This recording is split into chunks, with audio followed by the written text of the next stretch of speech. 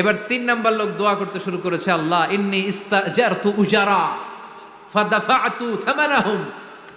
আল্লাহ আমি অনেকগুলো শ্রমিক ভাড়া করেছিলাম, তাদেরকে দিয়ে কাজ করিয়ে তাদের ঘাম শুকিয়ে যাওয়ার আগে প্রত্যেকটা শ্রমিকের পারিশ্রমিক আমি দিয়ে দিয়েছি।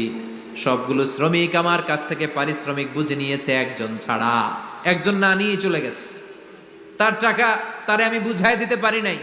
তার রেখে যাওয়া টাকা দিয়ে আমি কয়েকটা ছাগল কিনলাম।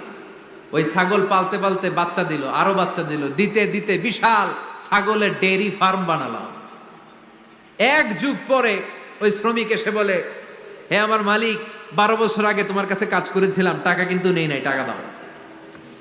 আমি বললাম, ওই যে বিশাল ছাগলের বড় একটা ডেইরি ফার্ম দেখা যায়, পুরো ডেইরি ফার্ম তোমার, ডেইরি ফার্মটা তুমি নিয়ে যাও। শ্রমিক আমারে বলতে লাগলো, তাস্তাজিউ মিন্নি, আমার সাথে ঠাট্টা করো নাকি? একদিনের পারিশ্রমিক দিয়ে ডেইরি ফার্ম হয় নাকি? যতটুকু টাকা তোমার কাছে আমি 12 বছর আগে পেতাম ততটুকু দিলেই চলবে। তারে আমি বুঝিয়ে বললাম, তোর টাকা দিয়ে ছাগল কিনেছি, ছাগলের ব্যবসা করে ডেইরি ফার্ম বানিয়েছি, একটার পর একটা ছাগল বাচ্চা দিতে দিতে আজকে হাজার হাজার ছাগলের এই ডেইরি ফার্ম, পুরো ডেইরি ফার্মটা আমি তোরে দিয়ে দিলাম। বলা মাত্রই শ্রমিকটা ডেইরি ফার্ম নিয়ে চলে গেল।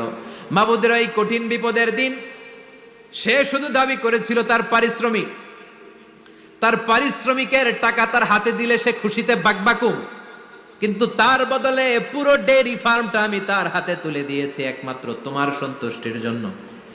ওই দিনের আমলটা যদি তোমার দরবারে একটুও ভালো লেগে থাকে রে মাওলা, আজকের কঠিন বিপদ থেকে বাঁচাও। বলতে দেরি মুহূর্তের মধ্যে বিশাল পাথর খণ্ডটা গুহার মুখ থেকে ডান দিকে সরে যাও। আল্লাহর শুকরিয়া করে 3 জন বের হয়ে যায়।